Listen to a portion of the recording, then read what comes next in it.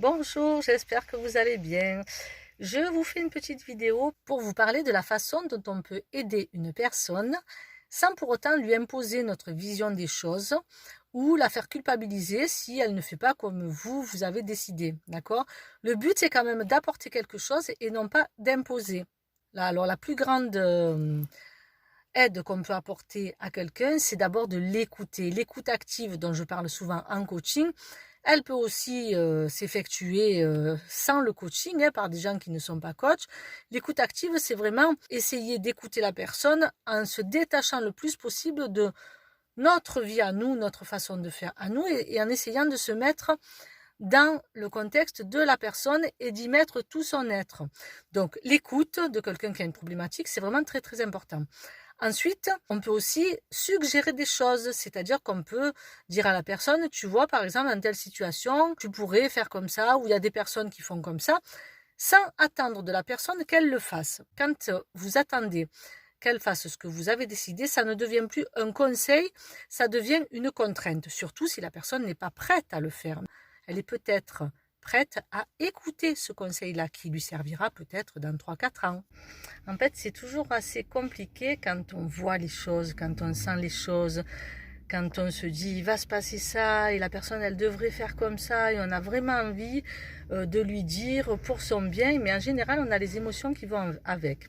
Et si la personne à ce moment-là elle n'est pas dans ses émotions de peur et de crainte, c'est compliqué parce qu'on va lui transmettre des choses dont elle n'a pas besoin pour l'instant, parce qu'elle, ce dont elle a besoin, ça n'est pas forcément de bien faire, c'est de faire son expérience.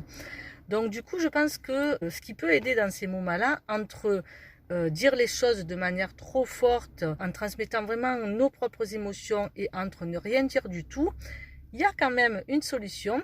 C'est donc d'écouter d'abord la personne, parce que parfois les gens ont besoin juste de parler, ils n'ont pas besoin de conseils. Quand vous sentez qu'il y a quand même des besoins, que vous avez envie quand même de dire des choses, vous pouvez les suggérer.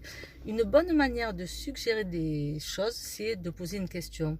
Ça peut être votre enfant, ça peut être votre conjoint, ça peut être une amie. Au lieu de lui dire, tu sais, tu devrais faire comme ça parce que sinon il va se passer ça, alors là c'est compliqué, ça c'est la phrase assez compliquée quand même. C'est d'ailleurs les phrases que nous n'utilisions pas en prévention parce que ça fonctionne pas. Mais plutôt de dire, et si tu faisais comme ça, est-ce que ça serait pas mieux pour toi? Voilà, ça c'est une phrase qui peut aider la personne.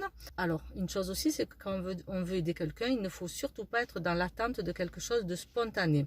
On ne sait pas ce qu'a vécu la personne, on ne sait pas où elle en est et on ne sait pas au niveau émotionnel si elle arrivera aussi à gérer. Parce qu'en fait, la vie, c'est pas un livre où il est écrit ce qui se passe et ce qu'on doit faire. La vie, ce sont des expériences, des émotions, des parcours de vie différents.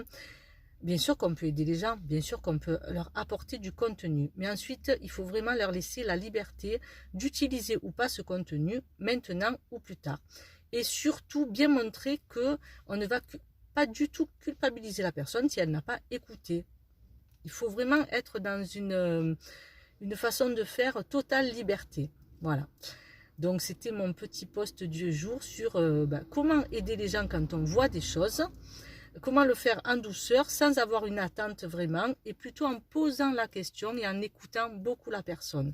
Là, vous allez faire des heureux et vous allez vraiment les aider. Voilà, j'espère que ce petit post vous a aidé vous-même.